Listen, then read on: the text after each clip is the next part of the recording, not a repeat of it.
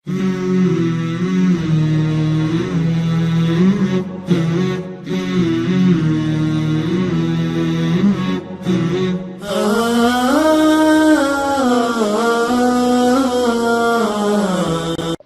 আলাইকুম ওয়া রাহমাতুল্লাহি ওয়া বারাকাতুহু নাহমাদুহু ওয়া নুসাল্লি আলা রাসূলিহিল কারীম আম্মা বাদ।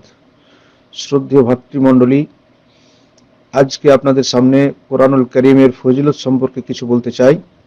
আল্লাহ রাব্বুল আলামিন বলেন, ইন্নাল্লাযীনা ইয়াতলুনা কিতাবাল্লাহি ওয়া আকামুস সালাতা ওয়া আনফাকু মিম্মা রাযাকনাহুম সিররান ওয়া আলানিয়াহ ইয়ারজুনা তিজারাতান লান তাবুর।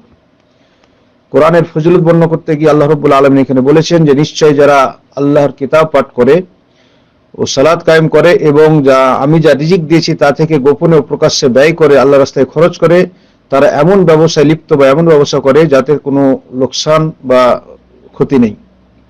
পরিণামে আমি তাদেরকে আল্লাহ তাআলা বলেন, পরিণামে আমি তাদেরকে তাদের সব পুরোপুরি দেবেন। আল্লাহ তাআলা তাদেরকে পুরোপুরি সব দেবেন, নেকি দেবেন এবং নিজ অনুগ্রহে আরো বেশি দেবেন। নিশ্চয় তিনি ক্ষমাশীল ও গুণগ্রাহী।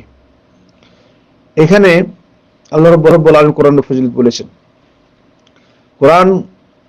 কোরআনুল কারীম পাঠ করলে যে কত নেকি, এবং সবথেকে পৃথিবীতে উত্তম মানুষ বলা হয়েছে যারা কোরআন শরীফ বা কোরআনুল কারীম শিখায় এবং যারা শিখে।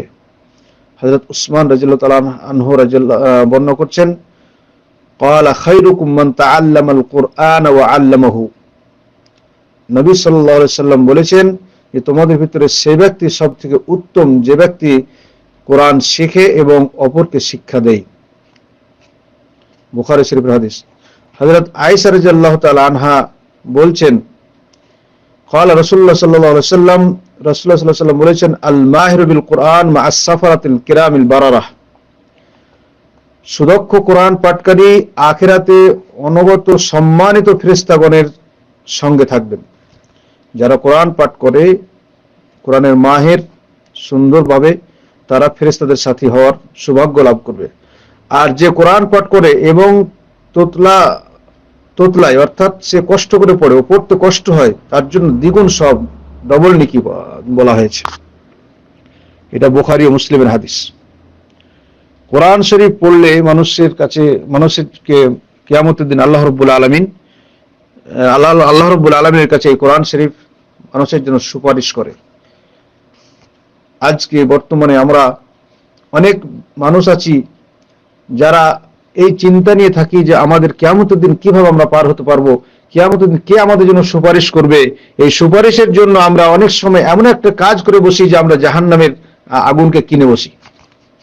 অনেকেই যাই পীর সাহেবের কাছে, মাজারের কাছে, কবরের কাছে গিয়ে আমরা সেখানে গিয়ে কান্নাকাটি করি। সেখানে অনেক মানুষ আছে যারা কান্নাকাটি করে, সেখানে গিয়ে সিজদা করে, কবরবাসীকে সিজদা করে শিরকে পতিত হয়। শুধু উদ্দেশ্য হলো যে কিয়ামতের দিন আমাকে যেন পার করে নিয়ে যায়।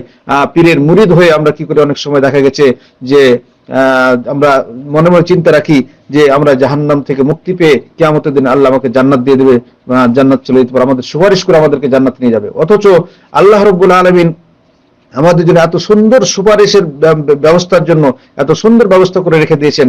আল্লাহ নবী সাল্লাল্লাহু আলাইহি ওয়াসাল্লাম এত সুন্দর রাস্তা বলে গেছেন, সেই দিকে আমরা খেয়াল করি না। দেখুন আল্লাহ রাসূল কি বলেন।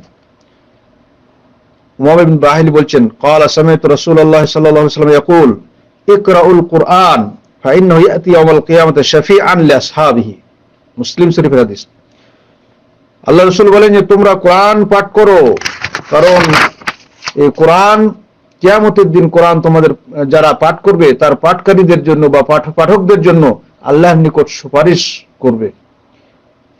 রমজান সম্পর্কে আল্লাহ রাব্বুল আলামিন এটা বলেছেন যে কিয়ামতের দিন রমজান মাসের রোজা এবং কোরআন সুপারিশ করবে, আল্লাহর কাছে গিয়ে বলবে, ইয়া রব্বি মানাতুন নওম বিল লাইল।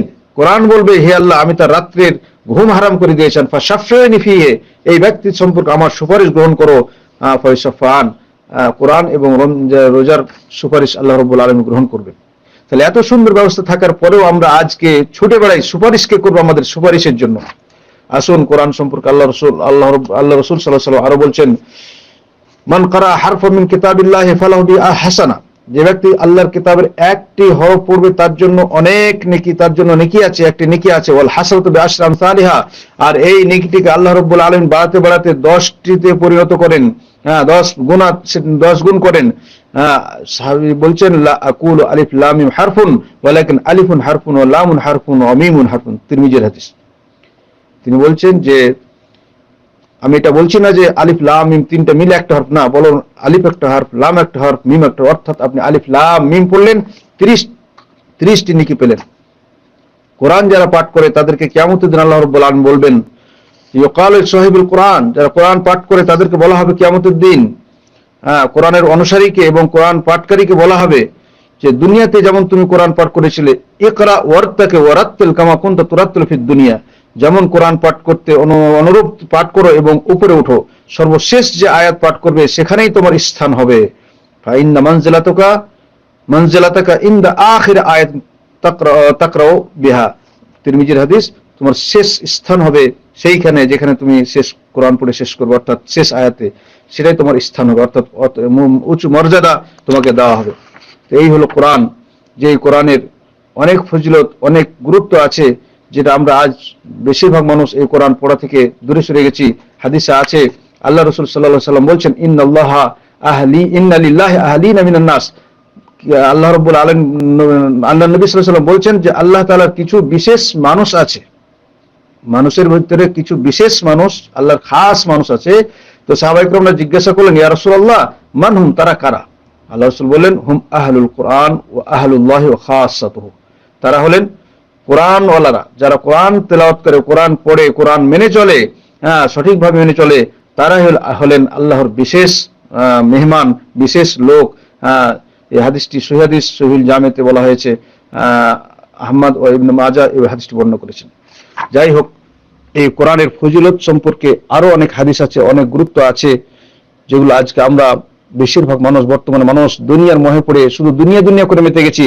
কোরআন পড়াও আমরা ছেড়ে দিয়েছি, আর কোরআনের গুরুত্ব আমরা বুঝি না, কোরআন পড়েও না এবং তারপর আমলও করা ছেড়ে দিয়েছি। আল্লাহ রাব্বুল আলামিন যেন আমাদেরকে বেশি বেশি করে কোরআন পাঠ করা এবং তার দেওয়া যে ফজিলত, যে গুরুত্ব কোরআনের রেখেছেন, যে সমস্ত ফজিলত রেখেছেন, সেই সমস্ত সব কিছু অর্জন করার তৌফিক দান করেন আমাদের সকলকে। আল্লাহ রাব্বুল আলামিনের কাছে এই দোয়া রেখে বিদায় নিচ্ছি। আসসালামু আলাইকুম ওয়া রাহমাতুল্লাহি ওয়া বারাকাতুহু।